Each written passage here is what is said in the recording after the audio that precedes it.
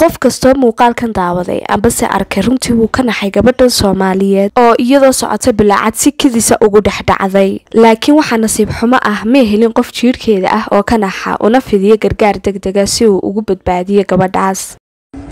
ninkaas liisiiniyo maarata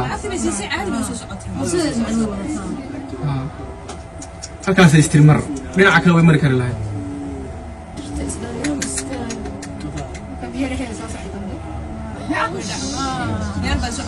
ninkii ma gacanta taagtay ninkuu taagay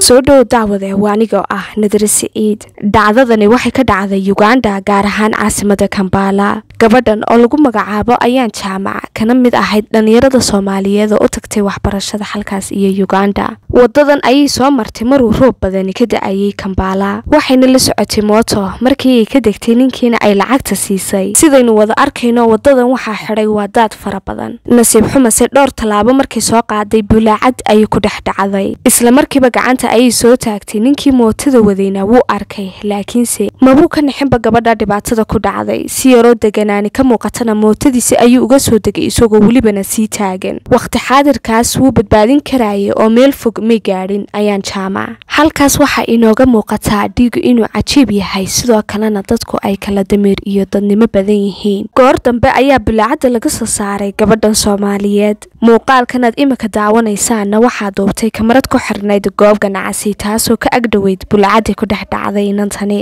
daawade waad ku mahadsan tahay daawashada muuqaalkan falcelintaadu waa noo muhiim nagula wadaag xagga commentiga waa aniga ah Nadira Saciid ninkaas liisiiniyo maarata halkaas istirmar dhinaca kale way mari kari lahayd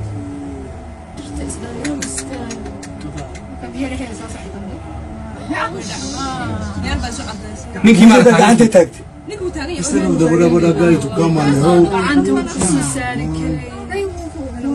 meesha taa ka muuqato mujada biyo xog la hadda farta biyo xog la qaad bura nin kale someone there hadda tagtay meesha kale sii socotaa qasab yaa toora marka waaya